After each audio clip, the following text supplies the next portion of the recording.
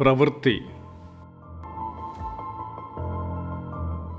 വർഷം തോറുമുള്ള സൂര്യന് ചുറ്റുമുള്ള ഭൂമിയുടെ ഭ്രമണവും കാലാവസ്ഥയുമെല്ലാം തനത് സ്വഭാവം പേറുന്ന ആവർത്തനമാണ് എന്ന് തോന്നാമെങ്കിലും വാസ്തവത്തിൽ അത് അങ്ങനെയാവുന്നില്ല.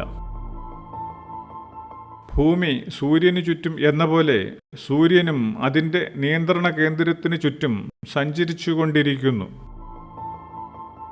സൂര്യൻ്റെ സഞ്ചാരത്തിനിടയ്ക്ക് കടന്നുപോകുന്ന മേഖലകളിലുള്ള ഊർജ വ്യതിയാനങ്ങൾക്കനുസരിച്ച് സൗരയൂഥത്തിനാകെ അനുഭവ വ്യതിയാനങ്ങളുണ്ടാവുന്നു.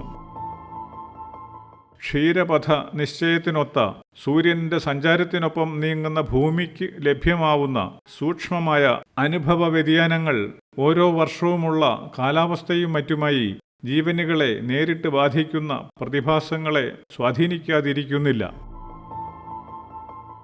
സൗരസഞ്ചാരത്തിൽ വന്നുപെടുന്ന അനുഭവ വ്യതിയാനങ്ങൾക്ക് അനുസരിച്ച് സൂര്യനിലും ഭൂമിയിൽ വസിക്കുന്ന ജീവനുകളിലും അതാത് വർഷത്തിൻ്റെതായ അനുഭവങ്ങൾ വ്യത്യസ്തതകളോടെ സ്വാഭാവികമായും സംഭവിക്കുകയും ചെയ്യുന്നു. പ്രാപഞ്ചികമായ ഈ സൂക്ഷ്മമായ അവസ്ഥാമാറ്റത്തിനൊത്ത് മരണാനന്തരം ലഭിക്കുന്ന ജന്മത്തിൽ മുജ്ജന്മത്തേതിൽ നിന്ന് വ്യത്യസ്തമായ രൂപം ലഭ്യമാവുകയും ചെയ്യുന്നു. ജീവനിൽ ഒന്നാകെ സംഭവിക്കുന്ന ഈ പരിണതികൾ സൂക്ഷ്മദൃഷ്ടിയുടെ ശേഷിക്കുറവ് നിമിത്തം മനുഷ്യർക്ക് മനസ്സിലാക്കാൻ കഴിയുന്നില്ല എന്ന് മാത്രം. എന്നിരുന്നാലും കാലങ്ങളും സംസ്കാരങ്ങളും ജീവിതാനുഭവങ്ങളും മാറി മറിയുന്നത് അനുഭവമാവുകയും ചെയ്യുന്നു. ജീവൻ ഓരോന്നും പ്രപഞ്ച കാരണശേഷി ആർജിക്കേണ്ടുന്ന സുദീർഘമായ യാത്രാ പ്രവർത്തനങ്ങൾക്കിടയിൽ ഭൂമണ്ഡലത്തിൽ നിലനിന്നിരുന്നതും പ്രവർത്തിച്ചിരുന്നതുമായ നിരവധി സസ്യ ജന്തുരൂപങ്ങൾ എന്നേക്കുമായി അപ്രത്യക്ഷമായിട്ടുള്ളതായി പ്രപഞ്ചകാരണ സൂക്ഷ്മശേഷിയിലേക്ക് അടുത്തുകൊണ്ടിരിക്കുന്ന മനുഷ്യാവസ്ഥയ്ക്ക് ഇന്ന് അറിയാമെന്നിരിക്കുന്നു. ചരിത്രാതീത കാലത്തും അടുത്ത കാലത്തും ഒക്കെയായി വംശനാശം സംഭവിച്ച നിരവധി ജീവാവസ്ഥകളെക്കുറിച്ചുള്ള തെളിവുകളും ഇന്ന് ലഭിക്കുന്നു. എന്നാൽ ഈ ജീവരൂപങ്ങളുടെ പ്രവർത്തനം ഇല്ലാതാക്കുന്നതും കൂടുതൽ ശേഷിയുള്ളതുമായ മറ്റു ജീവികളുടെ പ്രവർത്തനം എന്നത് ജീവിതം നഷ്ടപ്പെട്ട ജീവനുകളെ സംബന്ധിച്ചിടത്തോളം ആ അവസ്ഥയിലുള്ള തുടർ പ്രവർത്തനം കൂടാതെ തന്നെ അവിടം കടന്നുപോകാൻ സാധിക്കുന്ന വിധത്തിലുള്ള സ്ഥിതിവിശേഷത്തിൽ എത്തിക്കുന്നു. ഏത് ശക്തി നിമിത്തമാണോ അല്ലെങ്കിൽ ഏത് കാരണം നിമിത്തമാണോ പ്രവർത്തനങ്ങൾ പൂർത്തീകരിക്കാനാവാതെ ജീവരൂപങ്ങൾ അപ്രത്യക്ഷമായത്, ആ കാരണോർജത്തിൻ്റെ പ്രവർത്തനത്തിലൂടെ തന്നെ പ്രാപഞ്ചികമായ പ്രവർത്തനത്തിൻ്റെ കൃത്യത നിമിത്തം ഈ നഷ്ടാവസ്ഥ പരിഹരിക്കേണ്ടതായി വരികയും ചെയ്യുന്നു. ചലിക്കുന്ന ഗോളത്തിൽ വസിച്ച് സ്വശരീരത്തെ സംരക്ഷിക്കുകയും സ്വന്തം വാസനകൾക്ക് ഒത്ത പ്രവൃത്തികൾ ചെയ്യുകയും എന്ന ജീവധർമ്മം പോലെ തന്നെ ജീവന്റെ സൂക്ഷ്മ സ്വഭാവമാകുന്ന പ്രവർത്തന വഴിയിൽ ഇത് സംഭവിക്കുന്നു.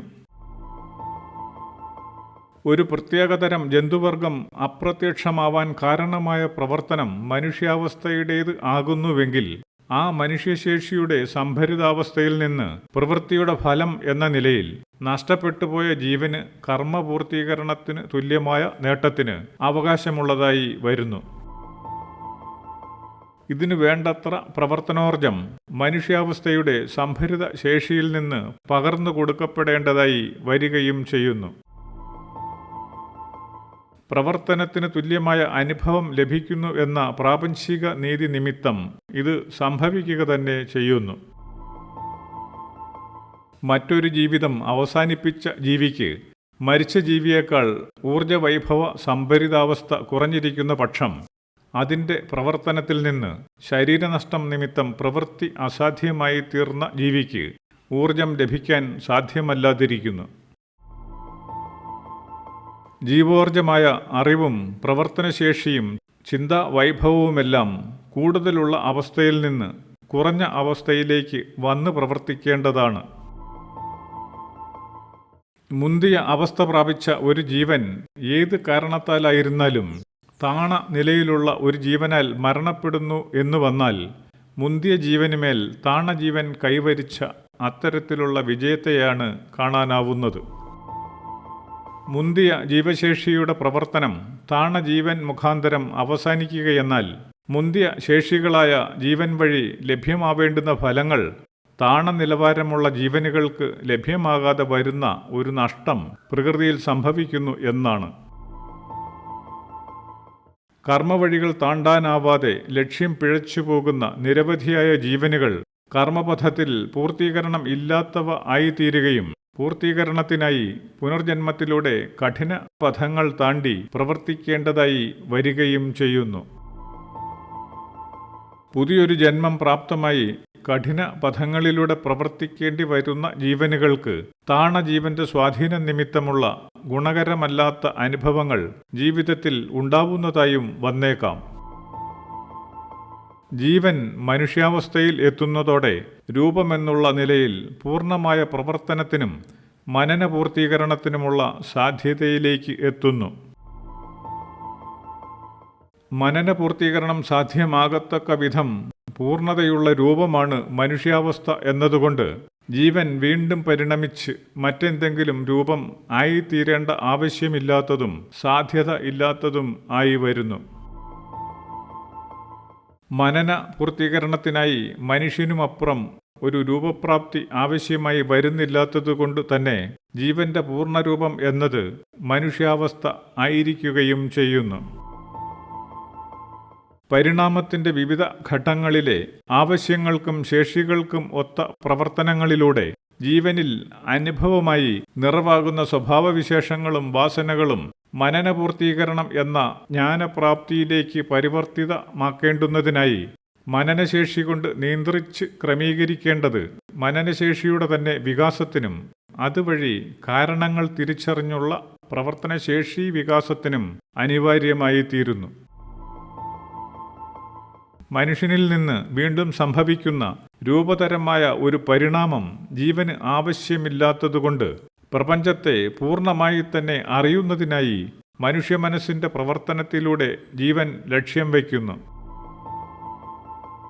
ജീവന്റെ താഴെത്തട്ടിലും അധോഗതിയിലും ഉള്ളതായ സാധാരണ ജന്തുതര വാസനകളിൽ നിന്ന് വ്യത്യസ്തമായ പൂർണ്ണരൂപം പ്രാപിച്ച ജീവൻ എന്ന നിലയിൽ കാരണങ്ങൾ ബോധ്യപ്പെട്ട് ജീവപൂർണതയ്ക്ക് വേണ്ടുന്ന ക്രമീകൃതമായ കർമ്മധർമ്മങ്ങളിലൂടെ സഞ്ചരിക്കാൻ മനുഷ്യൻ പ്രകൃത്യ നിർബന്ധിതനായിത്തീരുന്നു. ജീവൻ ലക്ഷ്യപൂർണതയിലേക്ക് പ്രവേശിക്കേണ്ടുന്ന ഘട്ടമാണ് മനുഷ്യാവസ്ഥ എന്നതുകൊണ്ട് മനുഷ്യജീവിതം നിഷ്ഠകളും ചുമതലകളും ഉള്ളതും എല്ലാറ്റിനെയും യഥായോഗ്യം കണ്ടറിഞ്ഞ് നിയന്ത്രിക്കേണ്ടുന്ന അധികാരം ആർജിക്കേണ്ടുന്നതും ആയി വരുന്നു. ഇവിധം മനുഷ്യജീവനുകൾക്ക് ഇടയിൽ ഏറ്റക്കുറച്ചിലുകളോടെ കാണാനാവുന്ന അധികാരവും അവകാശവും എന്ന അവസ്ഥ പ്രവൃത്തികളിലൂടെയും ജന്മാന്തരങ്ങളിലൂടെയും നിഷ്ഠകളും ചുമതലകളും എപ്രകാരം നടപ്പാക്കി എന്നതിന് ആനുപാതികമായി പ്രകൃത്യ വന്നുപെടുന്നതും ആകുന്നു. മനുഷ്യാവസ്ഥ വരെ എത്തുന്നതിനായി ജീവൻ കടന്നു വന്ന വഴികളിലെ ജന്തുതരമായ വാസനകളും ശേഷികളുമായി എന്തെല്ലാമുണ്ടോ അതിൻ്റെ എല്ലാം ചേർന്ന സംഭരിതാവസ്ഥ തന്നെയാണ് താഴേക്കിടയിലുള്ള മനുഷ്യജീവൻ എന്നത്.